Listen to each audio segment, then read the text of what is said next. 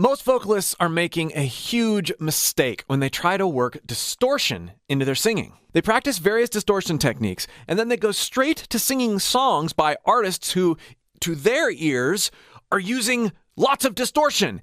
And then when they try to keep up with that singer, they burn out. They might even have the techniques down, but they're just not practicing correctly. Let me show you how to build distortion into your voice sustainably so that you can call it up when you want it. And we're going to take some cues from a couple vocalists that have done it right over the years. I'd rather be with, I'd rather be with an animal. I'd rather be with an animal.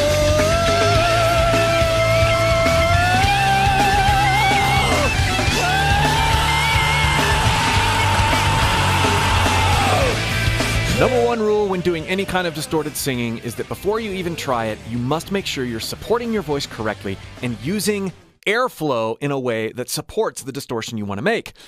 If you're not sure you're supporting your voice correctly or using your airflow efficiently, click the link below and join my free course. I'll help you dial that in, and then these tips are going to mean all the more. You can find that link in the video description or the pinned comment. So we look to that vocalist that has the distorted sound we want to have. Give me fuel, give me fire, give me that which I desire. We get the sound down, ooh, and we make it feel good. And then we practice it a lot, and then we start working it into a song, and our voice burns out. We're not realizing something very key about what this singer is doing.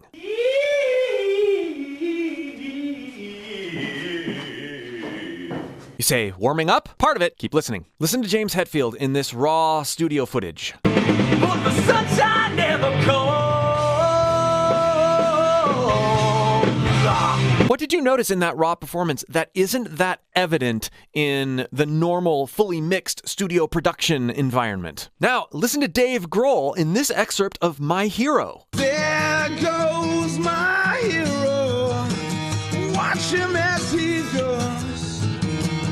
There goes my hero. Watch him as he goes. What did I just do there? Now, say what you will about either of these vocalists and the training they admit to having or not having, or their approach that they talk about on YouTube videos, but they are still at it, they still sound good, and they are known for singing with distortion. And they have built sustainable distortion into their voices. And here's what most people don't see about how they've done it. In that last Dave Grohl clip alone, there are 3 of the 4 different types of distortion that I've covered on this channel. And there's clean singing. There are 4 different approaches in that little excerpt. And James Hetfield is all over the place as well. They are arcing their lines.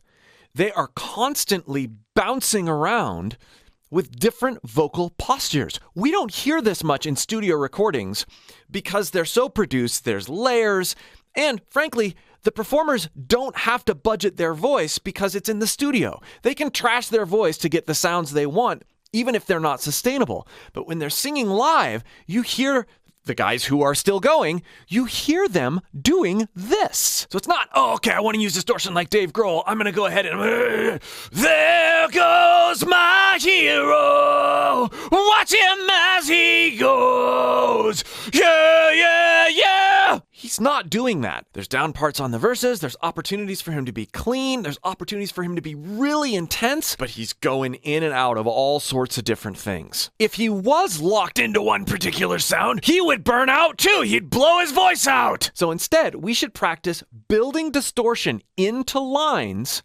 and arcing the intensity, including distortion, with each line. Doesn't even have to be like Dave does it. There goes my hero. Watch him as he goes. Or it could be, there goes my hero. Watch him as he goes. Whatever. Play with it. And don't be married to any one way that the line comes across. Make sure that you're being varied. This is how you build distortion into your voice. There goes Hear that little growl? There! my hero. kind of a growl. Watch him as Watch him! That's the vocal break kind of distortion, the broad engagement. Watch him as he goes. clean. There goes my hero. He's ordinary. Ordinary. Notice even on that one word, we have the ordinary. I'm exaggerating it, but there's two different placements going on with his voice. Now, is he thinking about this? No, he's stumbled upon this. But varying your distortion techniques throughout a line intentionally massively increases your ability to have stamina over a whole song or over a whole set. Now, I'm going to go through and I'm going to point out just a couple examples of this in my one-take performance of Pearl Jam's Animal, so you can see how I've applied it directly. And if you'd like to see that full cover, I've linked it in the description as well. 1, 2, 3, 4, 5 against 1. Oh, it's like a 1, 2, 3, 4. It's a sort of rasp, lots of air, but a compressed whisper with a little bit of voice in back. 1, 2, 3, 4, 5 against 1. It's a different sound. Abducted from the street. Abducted from the street. And then listen to what I do. And from the street.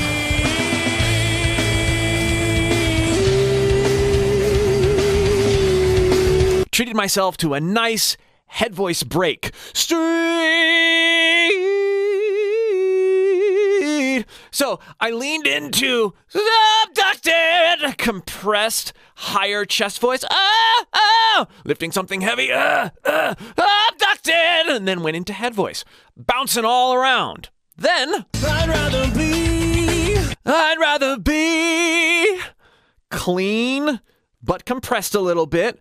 Little chirp at the end. Be free. Not locked in any one posture at all. Then I'd rather be with. I'd rather leaned in with some distortion and then went directly into head voice. I'd rather be with. I'd rather be with. Be with. And good compression. That lifting something heavy again in chest voice. Then animal. Same sort of technique there, but cleaned it up at the very end of the line. I'd rather be Clean. I'd rather be. Head voice again. I'd rather be with an Animal! There, I abandoned into that vocal break type of distortion I talk about so much on the channel. Animal! Animal! And then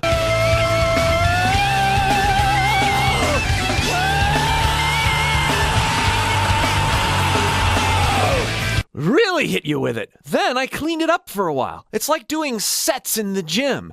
You go really intense on a particular set of muscles, and then you give them a break, and then you rest altogether, and then you go really intense on another. There is no way I could have gotten through this song in one take well by using one posture, whether it was clean or distorted, but certainly not if I was using some of these more intense distorted sounds. It takes the arc. It takes being playful and varied. This is how you build sustainable distortion into your voice. If you'd like more help doing this, make sure that you've joined my free course linked in the video description. And if you'd like to know more about the 4 different types of distortion I keep referencing in this video, that's the video. We'll see you for more.